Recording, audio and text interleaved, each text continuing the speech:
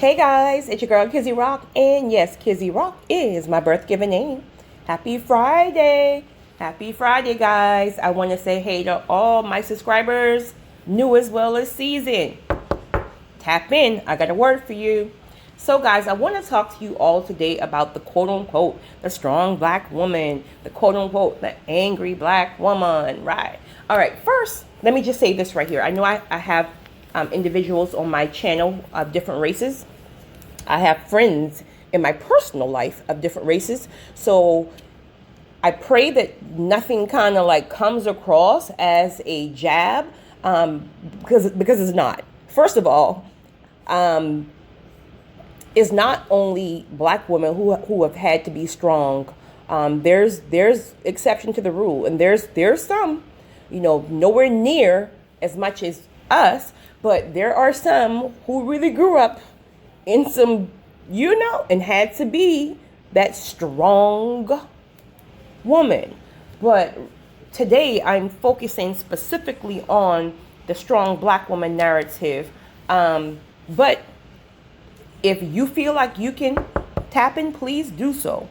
All right. So, and then again, this is not even for every black woman, because every black woman haven't really had to deal with a lot of the things that maybe women who didn't have a father in the household and etc. All right. So let's jump in.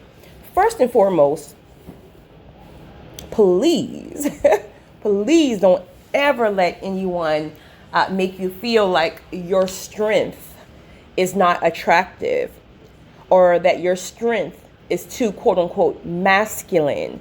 Now, I do agree that we have to heal and then be intentional about when we do use our strength. That is very, very important. That's not something that we're taught. We're just taught to be extremely strong, extremely independent all the time. We're women. Yes, we need to be strong, but not all the time. It feels absolutely amazing when you can finally find someone or individuals who you trust immensely, where you can just relax. But that's not easy, and we will dig into all that. And you may have even found that person, but you don't even know how to receive their help. We're going to talk about all that. We're going to talk about why we had to be strong, etc. But your strength is beautiful. Your strength will be able to hold you and your man down when all hell breaks loose. Strength is beautiful. I will never, ever apologize for being strong. Ever. All caps. Tap in. All right. So in our community, a lot of the times the fathers were absent. Okay. Now, of course, that's not everyone, because I know some great dads. Truly. I really know people personally who are great men who provided and really, really played their position in their children's lives. Let that be if they were in that household or out of the household because maybe the marriage didn't work, etc. But they still played a part. So it's important for us to understand that there are some really great guys out here. So we got to stop trying to label our black men as men who are not active in their children's lives. No, that's just the ones you've encountered. Yes, that is probably the majority, but there really are some good guys out here. I know 2 guys in particular right now, to the top of my head, who are actually single fathers. One is raising all girls. And I'm sure you guys going to be emailing me like, where you at, girl? Give me the digits, right? So I wanted to get that out of the way, because every black man is not an absentee father. But let's talk about the ones who are or were. Now, I also want to say this really quickly. You can have a father that's in the household. You can have a mother. Well, I'm talking about fathers right now, but you can have a parent in the household, and that doesn't mean that they're active in their children's lives. That just means they're a body. They're a body in the household. So there's this misconception that because people came from a quote unquote 2-parent household, that they were raised properly. They understand, order and structure and all that stuff of a two-parent household. No. If you have a father who does not know how to even be a father because his father wasn't a proper father, many times he will struggle with being a father to his own children. So sometimes they overcompensate in other ways, like they may spend a lot of money on their children, and maybe not. They're just there like, hey, I'm your parent, you just do what I say. But they have no active role in the child's life. In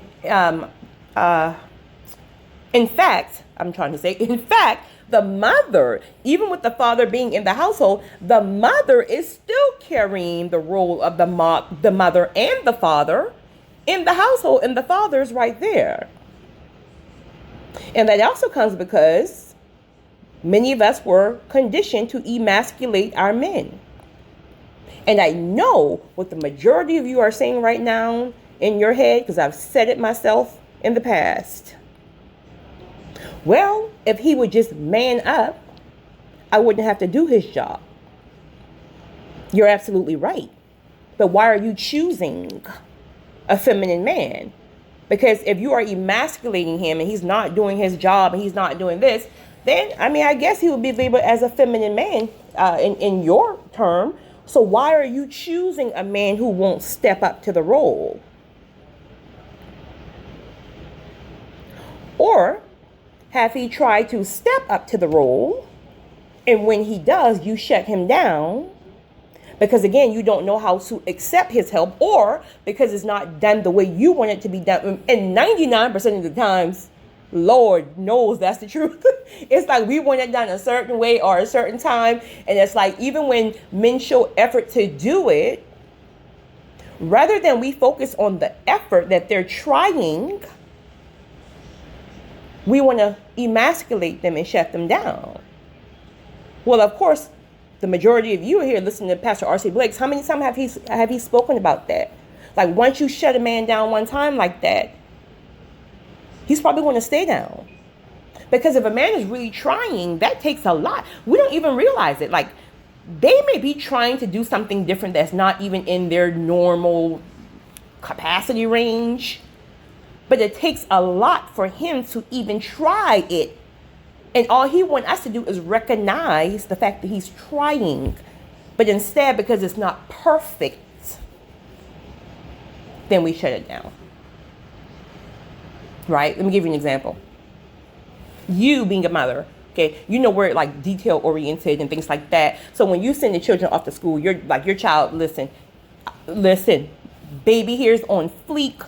Your baby girl or your baby boy, everything is perfect. No wrinkles in the clothes. Spotless.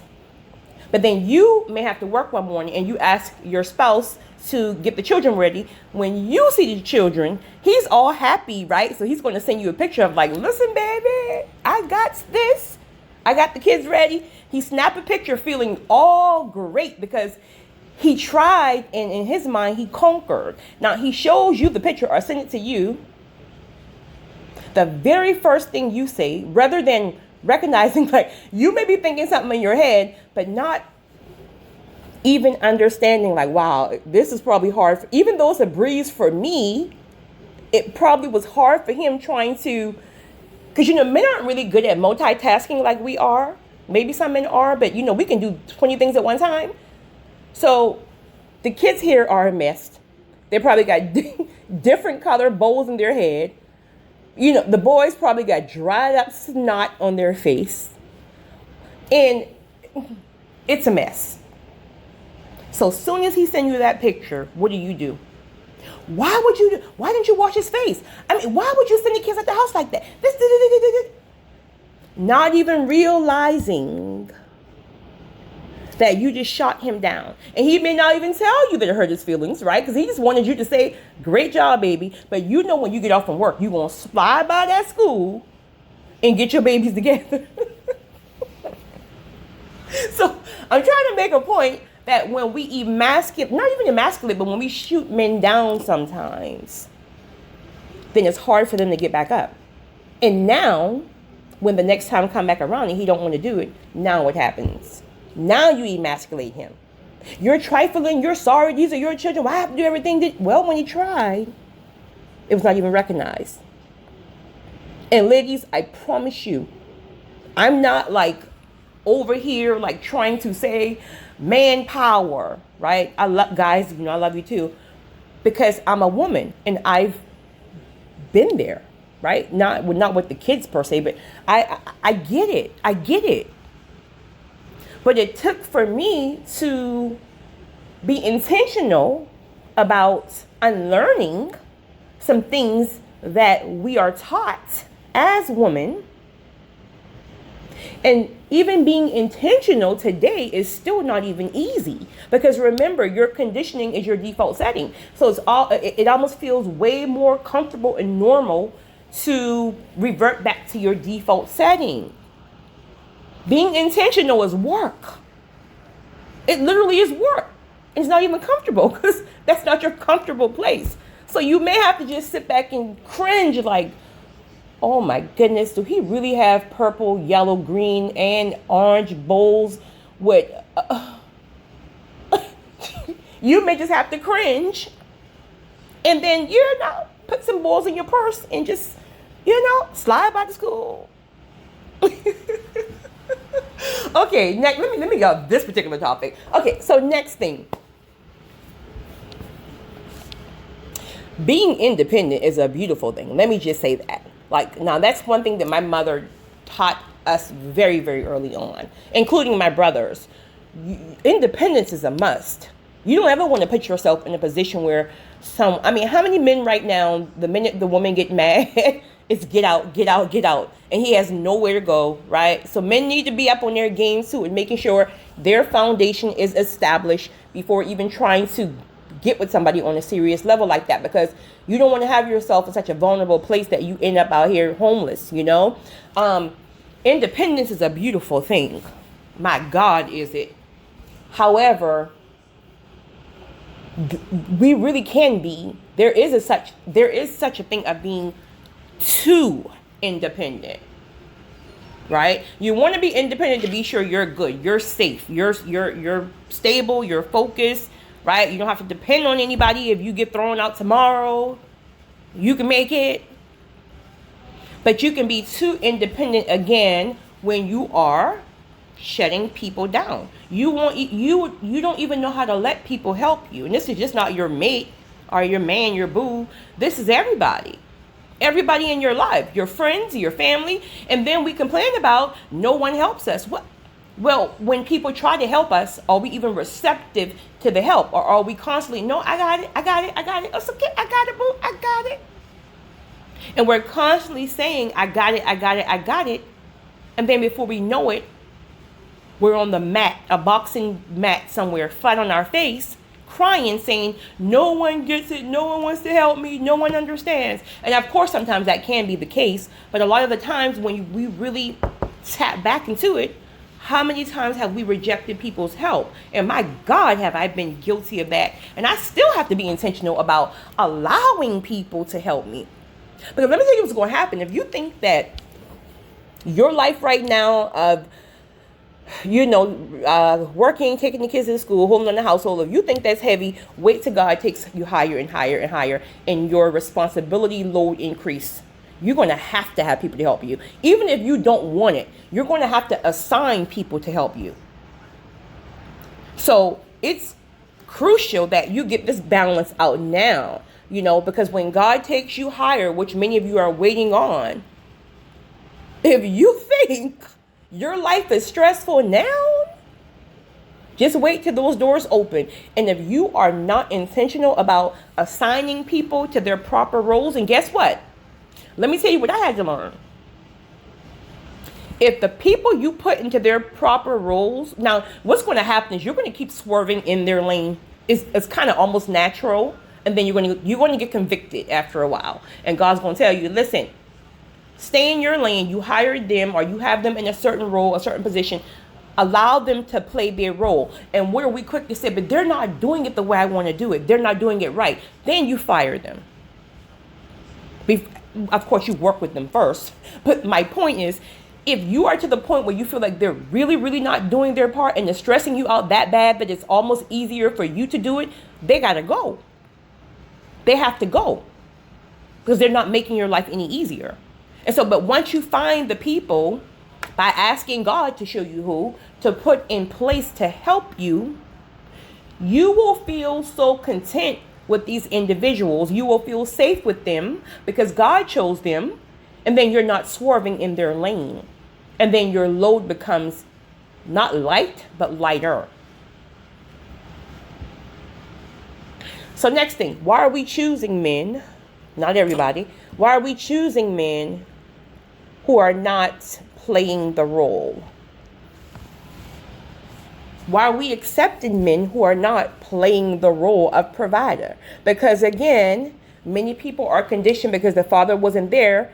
They will just accept any type of man for their children to have a father. Not even knowing that sometimes a half a father is worse than no father at all, especially if they're not consistent. So again, this is another reason why healing is important, because when you've healed and you're whole, you will not be accepting just any type of man, especially around your children if they're not the father, but you won't just be expecting any type of man. So we can sit here and emasculate men all day long about what they won't do and they won't do this and do, but why are we choosing these men? Why are we allowing even if they chose you, why are we accepting these men into our lives? Because all they're doing is adding extra stress. You already have the stress of the household, of the kids, you're working 2 jobs, you're doing this, doing that, grocery shopping. So why are we allowing another load of stress into our lives? Because we haven't healed.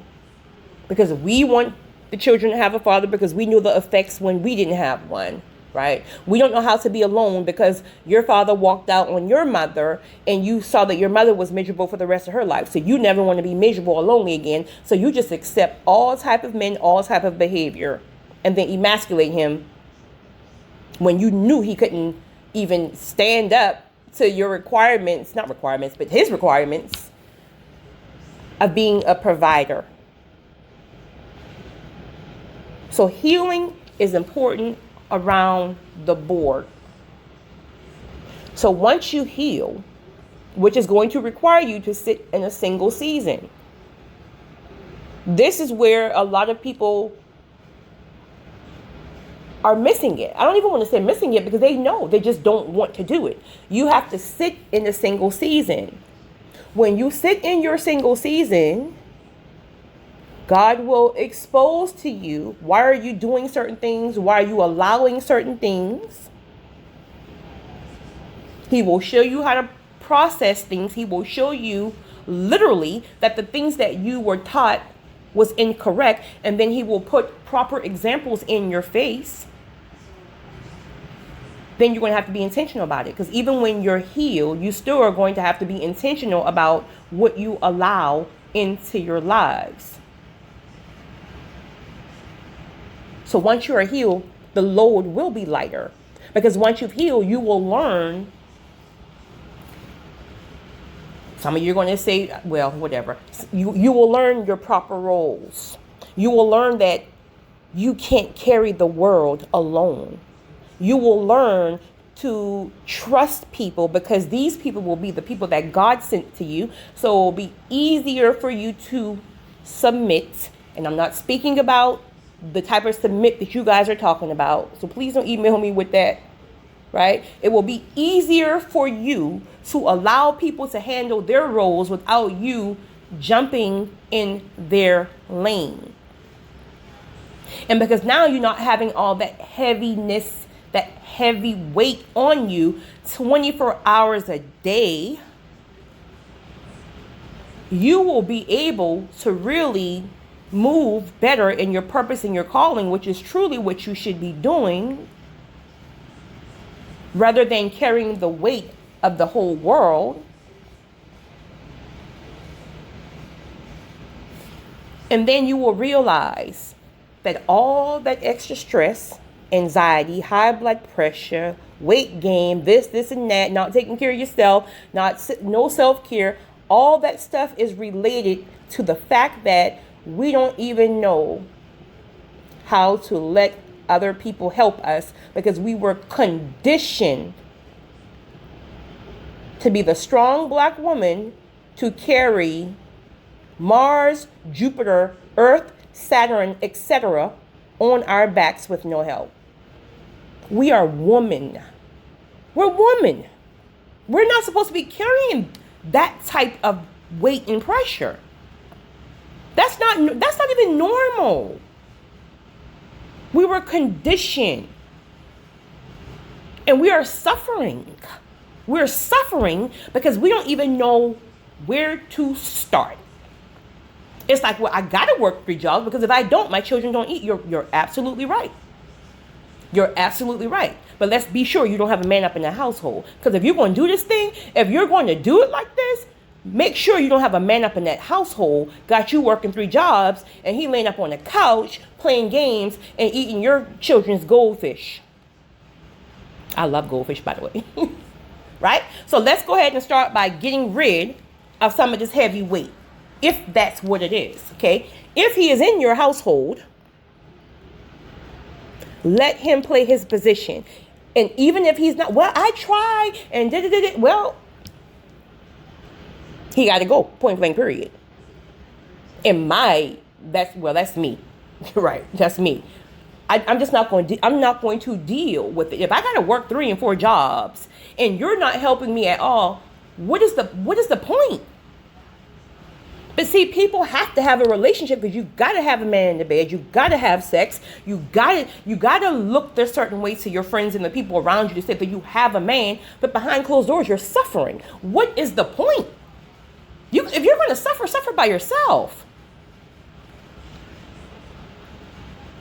If this man is in the household and he's trying, but yet you're saying, well, he just won't do it the way, then you're going to have to work on you. You're going to have to work on letting this man do his part, whatever his part is. And even though it's not perfected,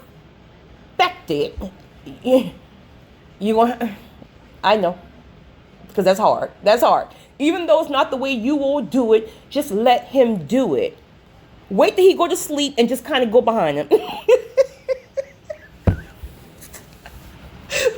But make sure that you let him know that you see him. Let him know. Oh, I saw you today, boy. That was sexy. You got to just boost his ego. And you're not lying. You're just kind of, you got to stroke his ego. But at the same time, still really, really understand that he's trying. So let him try. And the more you encourage him, you're going to realize he will actually start doing more. Because now, you're giving him compliments. You might be giving him a little, so now he wants to do that. Men want to provide for their woman. I'm telling you, these are things that I didn't know in the past. But healing, investing in yourself, all these things will give you new knowledge. Men want to provide. So when you see men sitting around and just not doing anything, it's because, for one, you probably already find a feminine man somewhere just because you want a man, or 2, you probably shut him down when he attempted to try. So now he don't even know what to do because he's going to be criticized one way or another. But men love providing and taking care and helping their woman. And we can argue all day long, but until we close our mouths and listen, because we want to tell men how men think. When you think back on some of your, I'm going to use Pastor R.C. Blake since most of you here are here because of him.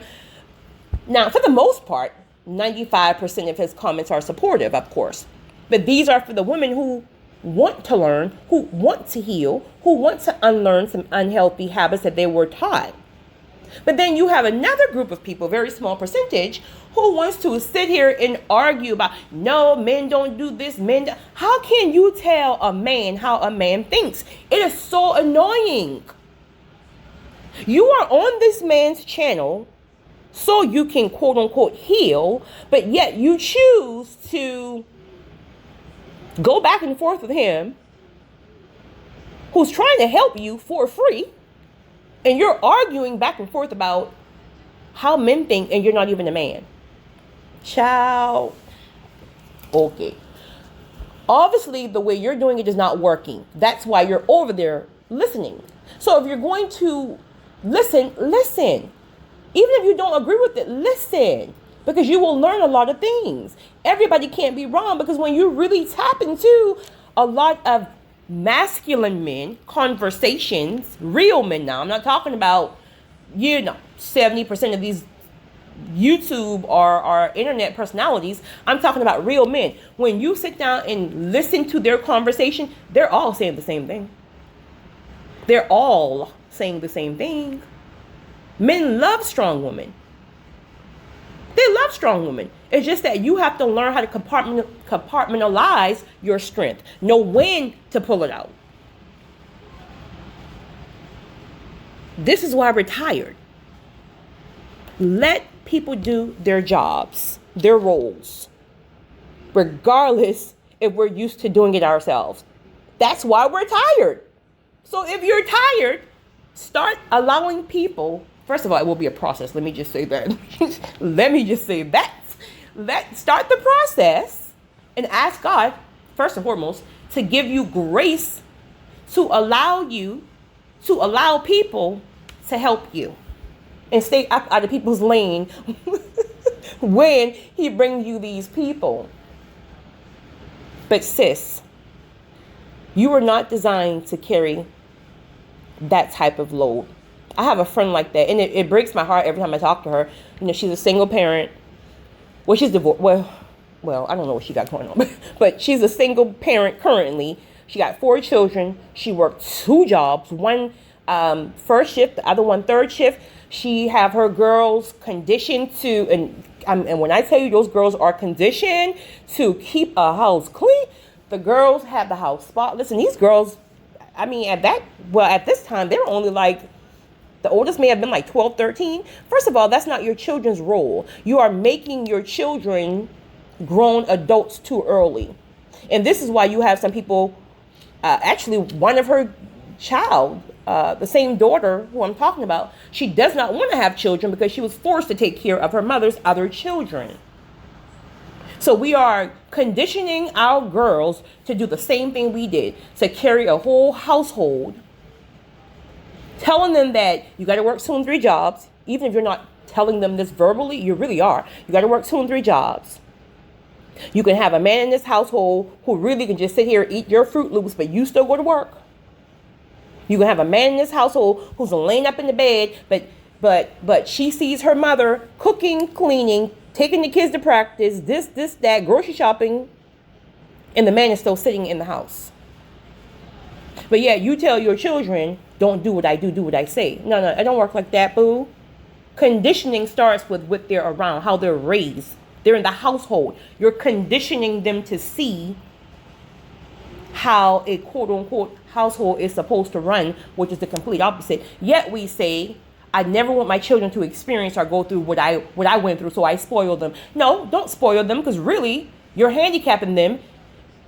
And at a certain point in life, they're going to think that the world owes them because you spoiled them. Spoiling them is not the answer. The real flex is catching them when they're young and letting them know, I'm breaking this curse. It's starting with you. You're not about to be sitting up in here watching your siblings 18 hours a day because I'm working 3 and 4 jobs. You're not going to be exposed to a trifling behind man sitting on my couch 24 hours a day as he watched me go work 3 and 4 jobs, cook, clean, take y'all to practice, etc. Instead, I'm going to sit you down early. I'm going to get you in counseling early, because if I did expose you to some things, let me help you unlearn that right now while you're old so I can catch it now. This is the proper way of a woman's role. Period.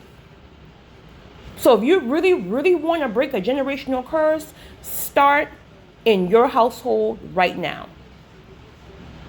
So your grandchildren won't be conditioned to what your kids taught them. And again, this message is not for everybody, because trust me when I tell you, I already know. I've had these conversations where you got some women still flexing up. Like, well, listen, you can only reach the ones who are ready to be reached. If you're still sitting here going back and forth about, you chose them, boo. You chose them. You chose them. So nobody about to sit here and go back and forth with you about, you know. This is to the people who are truly ready, all caps, ready to heal, ready to stop being tired and beat down. And they mad when this man leave you for another person, and now I did everything and I paid your bills. Oh, child, I paid your bills and I did this and I did this and you leave. Listen, sis, the real flex is for you. If you're traumatized, if you've been broken, hurt in whatever way, the real flex is for you. So first, identify that you need to heal. 2, start your healing process. Ask God to show you. And then it's a process. It may be years, I'm going to be honest. And then 3, break that generational curse, conditioning over your babies, your grandbabies, etc. 4, lay the blueprint. And 5, you have conquered your purpose. Let your purpose be breaking generational curses, if that's what you guys are going through. Some of you again. Okay, cool. Oh, guys, I remember to put my do not disturb on. Excuse me. That's why you didn't hear all my notifications. Ooh. All right, so you guys have a great weekend. I may drop a recording sometime this weekend. You guys hit me up. I'm going to post a picture in the community tab and ask you guys if there are any specific topics you would like for me to address. If you have one, please email me or post it on that the community page. You guys have a great weekend. It's your girl, Kizzy Rock.